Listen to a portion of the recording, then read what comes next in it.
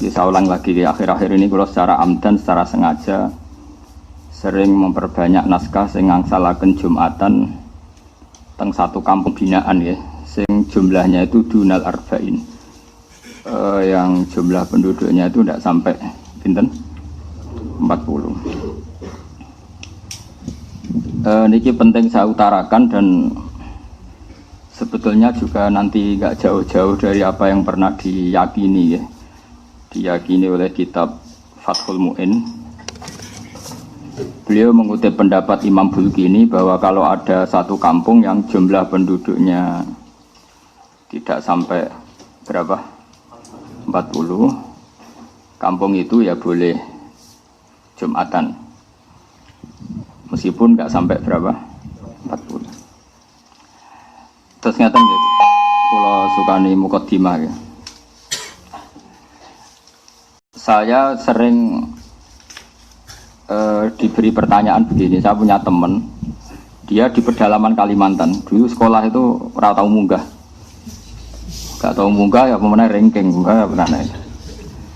Tapi bagus barokahnya begitu, dia itu ikut kerja di pedalaman Kalimantan. Kalau dulu disebut illegal logging, jadi dia ya pokoknya manfaatkan kayu hutan. Mungkin oleh negara disebut maling, tapi kalau oleh santri ya manfaat rahmati pangeran. Dulu singkat cerita itu dia karena santri, dia ada Jumatan itu tidak enak, mau Jumatan nggak sampai 40 juga tidak mustautin. Singkat cerita dia tanya saya, zaman itu masih pakai surat. Dia sebetulnya masih setengah-setengah ingat kalau di Mu'in di Bakrib itu harusnya sholat duhur. Kalau nggak sampai 40 kan sholat nopo duhuran, mereka sholat duhur. Tapi masyarakat yang di situ, yang gelem sholat, yang mau sholat itu menolak. Alasannya, Pak Kiai, Jumat kok duhur. Kalau Jumat ya Jumatan, Jumat kok duhur. Mereka tidak mau. Terus saya bilang, ya sudah Jumatan saja kata saya gitu. Jumatan saja kata saya. Ya terus Jumatan sampai sekarang. Nah tentu saya sebagai orang mutaakhirin, orang akhir, mencari pembenaran itu di kitab Fathul Mu'in, terus kalau sekarang di kitab Tadhkirun Nas, yang sekarang populer itu kitab Tadhkirun Nas, disarang dipakai di internasional dipakai, fatwanya Habib Al-Habsyi. Itu memang ya menyuruh duhur, bukan menyuruh Jumatan, bukan duhur. Nah ini nanti saya bacakan ya, ini kalau di Mu'in halaman 40. Nah ini tasfirul masail atau tasfirul masalah saya utarakan dengan takbir yang mudah kita dapat, yaitu di Fathul Mu'in. Kemudian nanti saya takwiyah dengan beberapa takbir di I'anah dan di kitab-kitab sekarang yang dikarang oleh orang-orang yang minna, yaitu Ahli Sunnah wal Jamaah, dan di ACC oleh ulama-ulama kita yang masih hidup. Ini kalau wajah, kalau yang di Mu'in itu ikut qauluhu bi arba'ina, halaman 40 yang qauluhu bi arba'ina. Mun panggil halaman 40 sing qauluhu bi arba'ina. Wa tsaniha wuquha bi arba'ina mimman tan'aqidu bihim al-jum'ah. Mun kepanggil nggih.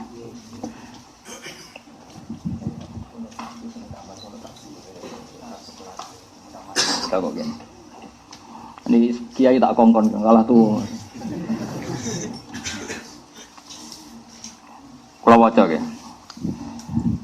Jadi mulai sekarang nanti mengkaji babul Jum'ah karena ada banyak masalah. Syarat sahnya Jum'ah adalah wuku'uha bi arba'ina, tumibane Jum'ah bi arba'ina kelan wong 40 mimman tan aqidu bihim al Jum'ah. Mimman sanging wong tan aqidu kang dadi sah bihim kelawan man sing jumlah arba'in wa al Jum'ah tu Jum'ah walau mardo senajan to orang-orang sakit. Maksudnya goyah walau mardo gini dalam logika fikih. Jumatan itu disahkan oleh orang yang wajib apa disahkan oleh orang yang enggak wajib? Enggak, yang rada eling-eling tau ngaji, santri pedotan lah pokoknya rada eling. Yang bisa mengesahkan Jumatan itu yang wajib Jumatan apa yang sunnah Jumatan? Nah, itu kriminalis sampean ngaji rahatam itu kasus. Karena sekarang orang sakit itu wajib Jumatan enggak? Enggak, makanya di sini disebut walau mardo jadi goyah walau mardo. Meskipun orang 40 itu semuanya sakit, yang harusnya berstatus tidak wajib Jumatan. Ya wala deh. Sekarang mungkin yang alim tenan. Ya, orang sakit itu wajib Jumatan enggak? Enggak. Tapi kalau Jumatan 40 sakit semua itu Jumatannya sah enggak? Sah. Berarti Jumatan bisa sah oleh orang yang sebetulnya enggak wajib. Mulanya dikai goyah walau mardo, meskipun yang 40 itu semuanya sakit. Karena mardo itu jamaknya marid. Jeleng Muhammadani Alfiyah. Fa'la liwasfin ka qatilin wa zamin. Jadi maridin mardo, qatilin qatla, zaminin zamna. Fa'la itu alimaan sayakunu minkum napa? Mardo. Mardo itu maknanya orang-orang yang sakit. Saya itu bawa amplop itu udah amplop uang ini, amplop takbir. Nah takbirnya itu agak aneh. Mana belum cukup ambil. Belum cukup kayak orang alim macam itu. Ini roy dua ini us parah, mana? Sudah saya ulang lagi ya. Di bab Jumat itu ada beberapa hukum yang unik ya. Saya ulang lagi ya. Jumatan itu bisa sah, itu normalnya kan orang yang bisa mengesahkan apa? Jumat. Tapi di sini dikatakan walau mardo, meskipun mereka orang sakit. Padahal dalam status hukumnya orang sakit itu ada wajib apa? Jumatan. Suamin humlan iku setengah sangking al-arbaun al-imamu te imam. Nah, sekarang misalnya gini, walau kanu umpama ana sapa ahlul jum'ah iku arba'ina 40 fakot, pas 40. Wa fihi lan khali iku ing dalam arba'in umiyun te wong umi wahidun kang siji awak saru to welake. Kosoro kang pepeko taksir lho. Kosoro kang pepeko sapa umi fi ta'allumi ing dalam belajar lam tasih mongko rasa apa jum'atuhum Jumatane arba'in mergo libut lani salatihi krana batale salate umi sing kosoro fi ta'lim.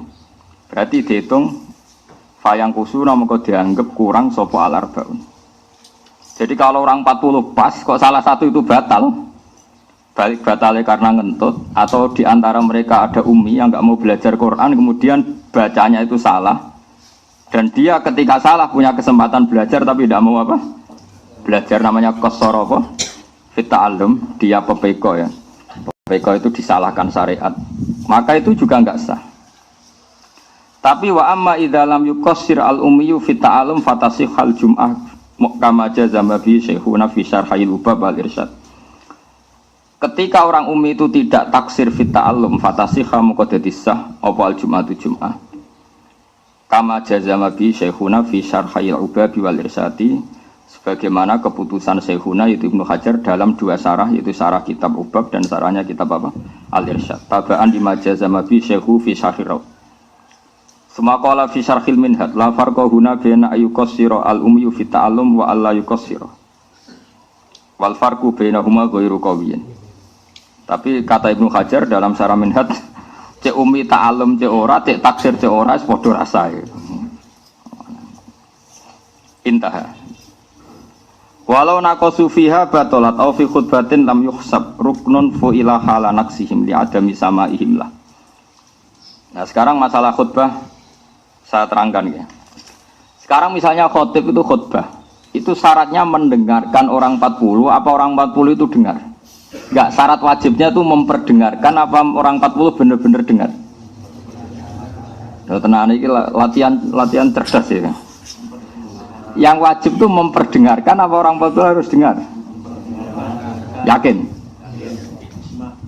Isma, bicara so. Ini kiai tapi untuk dereng untuk sertifikat. Enggak meyakinkan. Kalau isma dulu itu yang termasuk jadi masalah besar zaman abahnya Said Muhammad Said Alawi itu masyhur. Apakah boleh khutbah pakai mic seperti ini? Karena yang didengarkan mustami'in itu suara mic bukan suara kiai. Justru dengan pakai mic itu kan lon-lon. Kalau pakai mic banter kan kayak wong perang. Sekarang yang didengar orang-orang itu suara mik apa suara Pak Kiai? Pak Kiai, enggak. Ketika orang khutbah dengan mik itu, suaranya rindik apa enggak? Pelan enggak? Pelan. Lalu yang jauh kok dengar itu karena apa? Mik. Itu yang didengar suara Kiai apa suaranya mik? Aku loh. Kok dakek kan? Nah ini diskusi, ini kan masalah ilmu. Ilmu itu butuh konsensus. Dulu Rasulullah kalau ngajar ya seperti ini, tanya. Aro'aita, di Quran juga banyak. Kul aro'aitum, memang mustami' itu diberi hak memberi pendapat. Makanya di Quran itu banyak. Kul aro'aita, aro'aitum, aro'aitani. Kalau kanjeng Nabi zaman Sugeng itu sering. Sekarang enggak, dianya rapati alim, perhatinya ali. Takok ngono ya. Ditentang apa? Muridnya, kok ilmu nentek. Dulu itu biasa Nabi. Iya Nabi kalau diskusi itu seperti itu. Ya kadang dibantah karena misalnya masyhur al-qatil wal maqtul finnar, yang membunuh maupun yang dibunuh sama-sama di neraka. Sahabat ya usul. Cara sakniki mensomasi. Hadza al-qatil ya Rasulullah, fama balul maqtul. Oke lah kalau yang membunuh di neraka, masa yang dibunuh juga di neraka? Mereka yang mensomasi, padahal Rasulullah yang ngendikan. Tapi Nabi kan nggak mungkin kehabisan ilmu, ya tenang saja. Sampai disomasi ya taqabbal minna minkum. Terus Nabi ngendikan innahu kana harison ala qatli sahibi. Sebetulnya ketika sesama muslim duel tarung, semuanya mentalnya qatil. Dua orang muslim duel tarung sama-sama bawa pedang, itu semuanya mentalnya qatil. Yang maktul nasibnya sial saja, dia terbunuh. Tapi sebenarnya yang maktul ini kan karena nasib, mentalnya qatil enggak? Ya setiap dua orang muslim duel itu mentalnya kan pembunuh semua, ya enggak? Nah, ya mentalnya kan pembunuh semua. Cuma yang satu sial makanya Nabi ngintikan al-qatil wal maqtul finnar, yang bunuh maupun yang dibunuh di neraka. Lah sahabat itu kan langsung mensomasi pikirannya sahabat, maktul itu mazlum, maktul itu korban, kenapa harus di neraka? Paham? Makanya tanya, kenapa? Oke ya Rasulullah kalau qatilnya di neraka, lalu dosanya maktul yang sebagai korban apa? Terus Nabi jawab innahu kana harison ala qatli sahibi. Karena yang maktul ini, yang terbunuh pun mentalnya pembunuh. Paham ya? Kok rebutan pacar ngoten. Mentalnya sama-sama nelikong temannya, cuma nah sing kalah ora perlu mbok sakake ini, dia juga pecundang juga, petarung juga, cuma nasibnya sial saja. Nah itu ilmu ya. Ilmu itu memang kadang didiskusikan. Setelah itu kan kelihatan, oh iya ya. Ternyata yang maktul itu mentalnya juga qatil. Ternyata yang terbunuh mentalnya juga makanya sama-sama di neraka. Karena amal itu dihitung dari niatnya. Nah itu aro'aita. Terus di fikih paling masyhur ya, saya sering utarakan itu. Beberapa sahabat tuh saking nggak punya uangnya, pelem itu cek pentil ya didol, kurma cek pentil ya didol, cara semongko dereng mateng tesih plonco ya didol, dan itu kebutuhan ekonomi. Singkat cerita ketika Nabi rawuh ke Madinah, tradisi orang Ansor masih seperti itu. Padahal Nabi inginnya jual beli itu gak ada yang boleh rugi. Baik ya gak boleh rugi, mustahil juga gak boleh. Nabi melarang itu besar-besaran, gak boleh seperti itu, gak boleh, itu horor, itu menipu. Mereka bilang ya Rasulullah ini kebutuhan kita sudah butuh uang, maka kita butuh menjual meskipun qabla budui solafiyah, sebelum nampak baiknya apa? Tamroh tadi, tamroh atau samroh ya, samroh saja yang umum apa? Makanya samroh itu apa? Buah. Tapi kita sudah butuh uang. Itu Rasulullah itu luar biasa. Cara membuat logika langsung mereka dibalik. Aro'aita in mana Allahu as-samra fabima yastakhillu ahadukum mala akhi. Bagaimana kalau Allah kemudian menghancurkan mangga itu atau semangka itu atau apa saja, ijek pentil ceblok kabeh, ijek plonco wis gak dadi semangka kabeh, kowe wis kadung nampa duwike kancamu sing tukune tuku semangka, sekarang tengkulak itu tuku pentil apa tuku pelem? Ayo jawab. Asumsi harganya itu harga pelem apa harga pentil? Pelem. Dengan asumsi pelem wani nebas 2 juta. Nah asumsi ini pentil 200.000 kan. Sing doyan pentil sapa? Apa dige makjun tapi cilik-cilik duntal. Ndak sama tak wari fikih waras gini gitu.